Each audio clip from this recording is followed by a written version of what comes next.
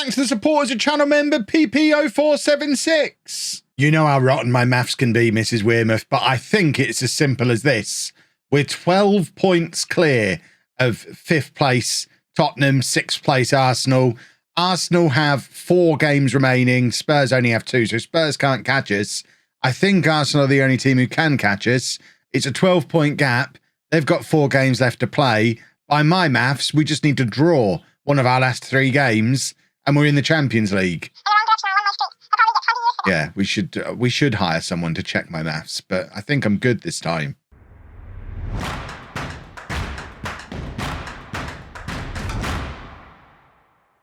Hello and welcome to part 141 of Homegrown. I'm Kevin. Coming up on today's episode, we have as many games as it takes to end up in the Champions League.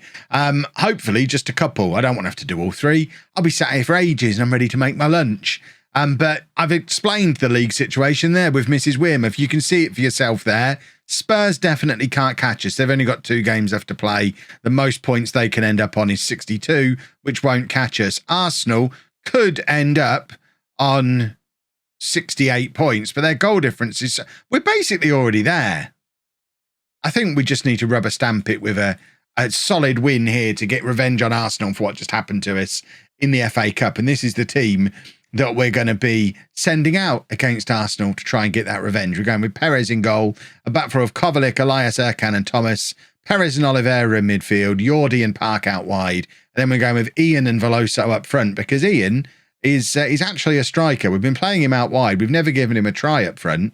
But looking at him, he's so quick. Yeah, he can't finish, but none of them can. It's fine. We don't need finishing. We need pace. And I just think Ian's pace up front might be more effective than Jordi's thinking. And, you know, his determination, his leadership, Jordi's mental was beautiful. I've got him earmarked for a future captain. I just need to figure out where we're going to put him on the pitch before I hand him the captain's armband, because I think he's perfect captain material. The only problem is he doesn't really fit into the system anywhere at all. So... yeah, he's also going to be very handy for mentoring groups and things like that. What the hell's just happened? You people telling me how great Perez is. Oh, Perez is your forever goalkeeper now. You don't need Alex Williams anymore. Have you got eyes? What on earth have we just seen? Elias can't believe what's happened. Elias has been utterly stitched up there by Perez. What was he thinking? Oh my word. Well, let's demand more immediately. Can't believe what I've just seen. Slam Dunk is just chuckling. Just chuckling. Look at him. Chuckling, wearing a suit, pretending to be a grown-up. I know your game, Slam Dunk. I remember you as a footballer, a non-league footballer. You think you're so special. You manage Arsenal. You're a non-league footballer, Slam Dunk. You couldn't even make it in Scotland when we sent you there. Oh, I'm so upset about what I've just seen. So very upset. And Arsenal have got a corner now. I haven't even looked to see if Gregoire's playing for him to really rub salt into the wounds. Veloso heads clear, and there is Ian, hopefully, to grab the ball. That's why we're playing Ian. We wanted to see that break. We wanted to see him use his pace. Gregoire's not in the Arsenal team. That's how confident Slam Dunk is. They don't even need to play the best player in the Premier League against us because he's not needed. Elias trying for the big ball over the top for the 2 quick boys up there to chase, but neither of them were really alert. I mean, let's face it, it wasn't a very good pass. Elias has just lumped it. He's not trying to do a pass there. He's just trying to get it out of our half, get it as far away from Perez as he possibly can. I still can't believe what I've just seen him do. I'm flabbergasted. We were talking about potentially winning a double 2 episodes ago, or 1 episode ago. The start of the last episode, the double was on. And now the season's falling apart, but luckily we did enough good work beforehand, and Veloso is still a very good player, and he is closing in on that golden boot, which we haven't had a player win the golden boot for us yet in this save. So it's very exciting to see that Veloso is looking like he's going to get that done. Unless somebody else shoots past him in these final couple of games, Veloso should have the golden boot sewn up. He's now playing internationally for Portugal as well. He's I think we're starting to see the team that ultimately ends the save start to take shape. And I struggle to see a final team, like the Champions League winning team. I struggle to see that doesn't include Veloso up front. I think Veloso is in as striker. Park is probably in as well. Elias, I feel like Elias and Erkan could both be in. I'm looking at the rest of the squad thinking Perez might be in if we can find a way to fit him into the system. I think we are still a few players away. In goal, it'll probably be goalkeeper Perez because we haven't got time to bring through another 18-year-old now because we're in the Champions League. Almost certainly, I think it gets confirmed after this game, unless my maths is wrong. Veloso with the shot from the edge of the area. Ian hasn't really done a lot playing as the complete forward alongside Veloso, has he? But then to be fair, Jordi's been even worse playing on the left wing. Jordi's sat there on a 6.1. I'm just going to swap him for a couple of minutes. Swap them back over again. See if that gets any more life out of either of them or both of them. They're not really working the way around we've played them today. That experiment, we'll chalk that up as a failure. Perez with the corner. Erkan's there, but couldn't get there ahead of the Arsenal defender. And now they've got a break on. That's Oliveira who's chasing back. And look at that work from Oliveira. We signed that boy. I think he was identified as the next Kaká when we signed him. That might have been Christian, actually. But Oliveira came in as a fancy Brazilian attacking midfielder, and he has turned into a real top-tier Premier League box-to-box midfielder. Look at his tackling. I think as much as I'm rubbish at this game at times, and I make strange decisions at times, converting him into a box-to-box midfielder and making him our captain is a stroke of genius. He is such a good midfield player now. And Veloso's just scored again. We are going to get our revenge on Slam Dunk here, it seems. Veloso's in. There's his finish. Where was this in the FA Cup semi-final in the last episode? We're back up to second in the league as it stands, which is a beautiful place for us to be. I mean, it doesn't really help when we're 10 points behind Manchester United still, but it's nice to see us in the mix. Why? Oh, I was going to say, why is Jordi up front? I moved him there. So Francisco can come on for Jordi, and we probably don't need to make any other changes. I might bring Villalobos on. In fact, we might put Villalobos up there and have Francisco on the right wing where he always used to play for us. Oh, it's so hot in my office. My camera just overheated and turned off. I can't remember what I was saying. Something about making substitutions. I don't know. I want to bring McKenna on. I'll just bring him on for Oliveira. Oliveira's had a very good game. Because he's Oliveira and he's a hero, but we are still trying to. So I'm still trying to squeeze McKenna in there somewhere. What I really need is to be allowed to play 12 players, because for whatever reason Veloso can't play well unless he's got a player alongside him up front. He needs a strike partner, but I need a third midfielder. We've got to figure it out somehow. That's a lovely goal from Kovacic, and I think it's the goal that rubber stamps Champions League football for Holme FC next season, which is just a beautiful thing. It's how we keep Park at the club, hopefully. If he still goes, I'm going to be mortified, because he promised me if we got in the Champions League, he'd stay. And here we are getting in the Champions League. He'd better keep his side of the bargain, or else I'll be very, very cross. We've got a throw in, 5 minutes to go. It's Todd Thomas, finds Veloso, who immediately gives the ball away. Erkan wins it back, though. There's McKenna to Ian Villalobos. Ian? We're trying to make him fancy and Brazilian. It's not Ian, it's Ian. No, it's Ian. He's called Ian. Perez, what am I saying? I'm getting giddy at the thought of the Champions League. Perez with the corner. Erkan can't get there again. It was only the last episode I was talking about being a threat from these corners. It wasn't the last episode. It was like 2 or 3 episodes ago. They all mixed together in my head. We're not a threat from set pieces at the moment. And as someone rightly pointed out in the comments, and I still haven't acted on, if Park's so good in the air, why am I not putting him on that near post at corners? It's an excellent point. Very well made. I will do it. Just haven't done it yet. But Park is as big as any of the defenders and much better at heading than any of them, or at least in an attacking context. But there's your victory. That should qualify us for the Champions League. Are we getting the notification through? We've qualified for the Europa League. But how? We're still in contention to qualify for the Champions League. Have we only got 3 Champions League spots or something? Champions League group stage, depending on winner of the UEFA Europa League. Okay, so 4th place might not be Champions League. Who's in the Europa League? Europa League. So still in the Europa League. For goodness sake, it's them two. Them two bumheads. Slam Dunk could still do us over here. Right. Well, now it's just about finishing in the top 3, which we're almost certainly going to do.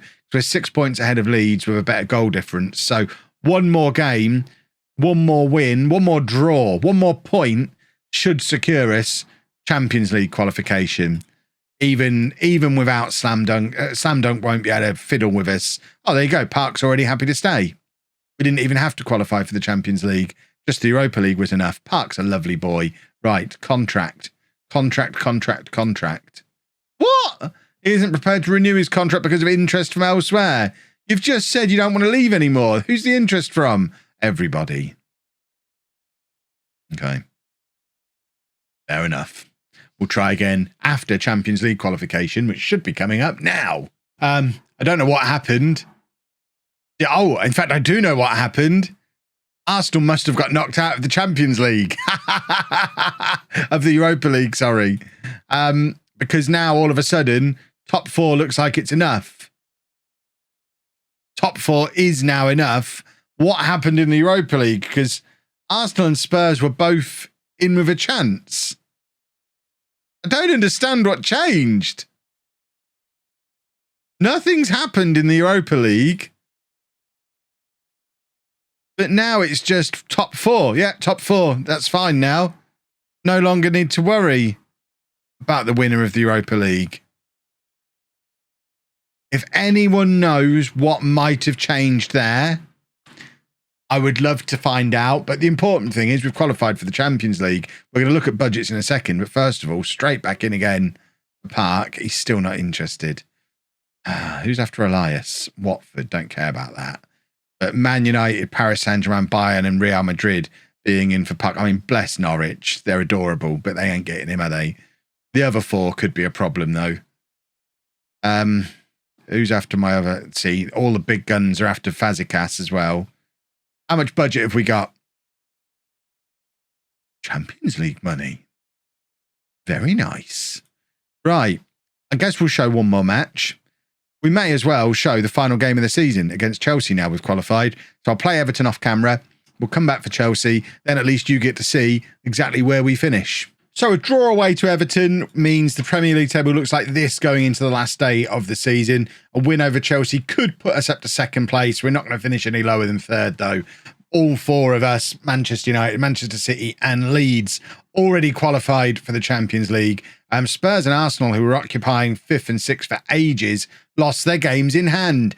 Who knew? They're down in 8th and 9th, so it's looking like Newcastle, one from really Newcastle, Leicester, Villa. I mean, Arsenal could still sneak, any of them could still sneak in, but to see Arsenal, Tottenham, Liverpool, Everton, Chelsea as a 5 in there compared to the group up here shows just how much the Premier League is changing in the future. The important thing is we don't want any of these players to score 5 goals today and take the golden boot off of Veloso.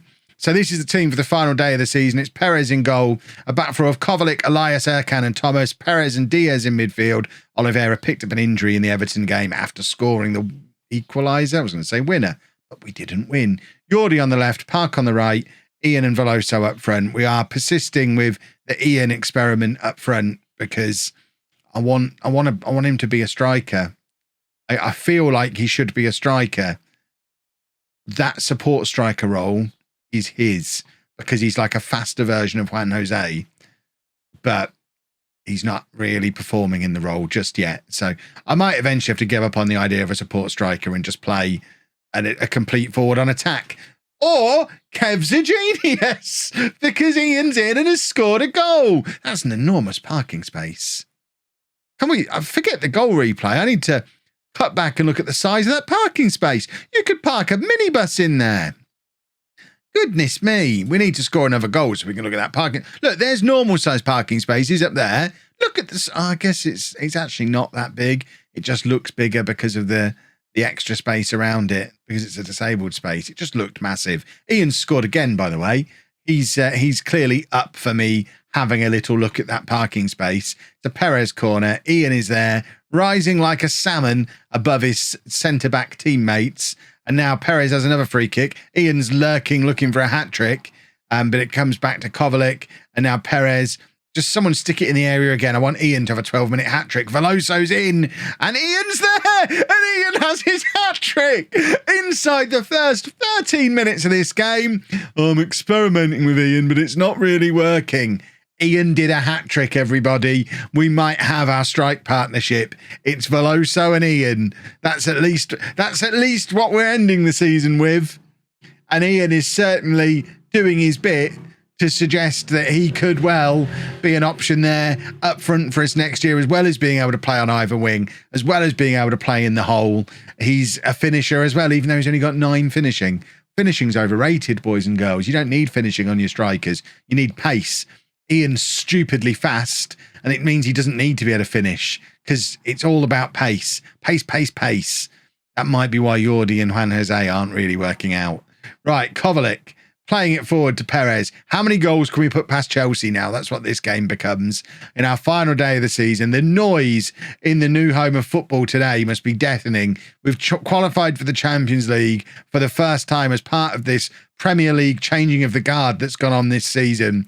Veloso's in, and Veloso has his 30th goal of the season. We have our 30-goal-a-season striker. His name's Sandro Veloso, and he's just won himself the Golden Boot, I think. And at 4-0 after half an hour, Chelsea may as well just head home. What possible incentive have they got to hang around in Cambridgeshire for the rest of this afternoon? We are ruining their day, and I'm very happy about it. And I'm actually thinking in terms of picking the bones of the likes of Chelsea, Liverpool, Arsenal, Tottenham, these big clubs who might have some youngsters that we can take away from them, lure them away with the promise of Champions League football. I imagine all 4 of them will still have bigger reputations than us, so it might not be as simple as that. But I'm thinking of Scott Harris, the young centre-back who went from Leeds to Arsenal last summer, the 16-year-old, who we were in for and couldn't get. He'll still only be 17 now. There's still 2 more potential summers where we can try and bring him in. If Arsenal continue to crumble the way they are, he might yet end up a home player after turning us down initially, which would be beautiful. I'd love that. Right, Elias playing it forward to Diaz. Diaz to Ian. Veloso trying to turn his defender but can't, but Diaz is there backing up and very nearly managed to keep the attack going. Perez, in fact, does. And look at that pace from Veloso. I love the speed this front 2 attacks with. It's unplayable at times. When they stick the afterburners on, like Veloso did there, it's remarkable. And they're only going to get better. Veloso is only 20 years old. He's still considered a wonder kid. And he's just finished as the Premier League's top scorer. Imagine what that boy's going to be like in 3 or 4 seasons' time. It is very exciting times here at home, boys and girls. Chelsea have a goal back. Hopefully nothing more than the consolation goal, although we all remember what happened on the last day of last season when I believe we scored 4 goals that day and conceded 7. So we don't want that to happen again because at the moment we're on for this second place finish, which, I mean, whether it's second or third, it's going to be best ever league finish for us. A platform for us to look to build on next year as we try and go even better. I mean, it's going to be a challenge because we're going to be competing in the Champions League as well. So I don't think anyone should be expecting us to win the Premier League next year. I thought Sydney was better at playing on the left wing than that. It seems that he's not. But I guess rather than bringing Sydney on, we can just move Ian out there and we can bring Francisco on to play front. Is Sydney a striker as well? No. See, he is an out-and-out right winger. So we'll bring him on that right wing. We've not seen much of Sydney. Has he been injured or have I just forgotten he exists? He was injured. He's been injured a few times, but he's kind of just fallen down the pecking order. We'll take Diaz off as well and get McKenna on. And that can be our 3 substitutions for today. Francisco getting back involved up front. I really want Francisco to get back into this team. I love him, but Ian has shown today that there's a queue, and Francisco is falling further and further down that queue. And Villalobos is done at this point because he doesn't even get on the bench anymore. I think Villalobos, his contract is up next summer.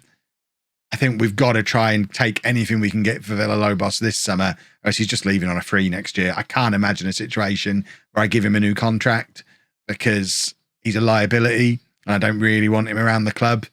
So I think the Villalobos is probably finished. Look at this beautiful football that we play. Ian into Francisco.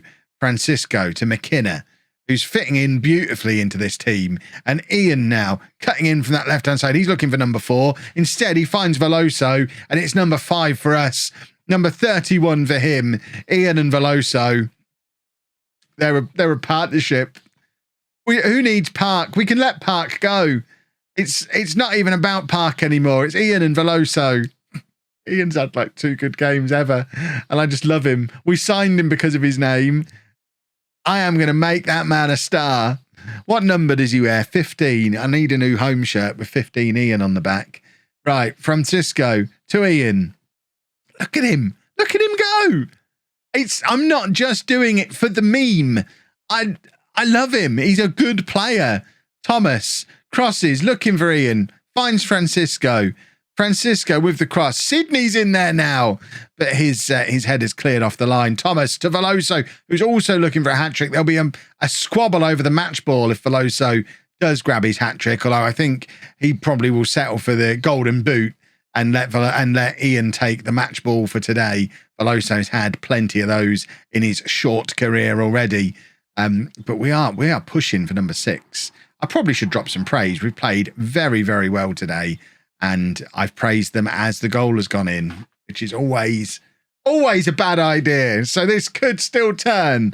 10 minutes to go. Anything can happen. I don't want to see your replay. I don't want to question Perez. It's not good for me. Manchester City look like they've gone ahead in their game, which means they're going to finish second rather than us, I think.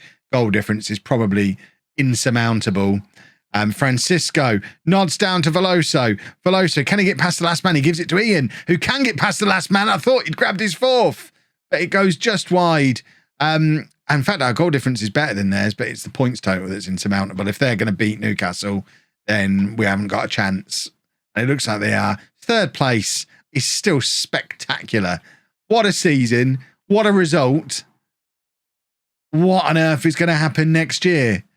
Homer in the Champions League. There you go. Give Ian a pat on the head. Money is arriving, which is beautiful. Spurs are in the Conference League and we're in the Champions League. I mean, things couldn't line up any better than that. What a season. Transfers coming up tomorrow. If you've enjoyed that, please make sure you leave a nice big thumbs up on there for me. Subscribe to the channel for daily Football Manager videos. And thank you very much for watching.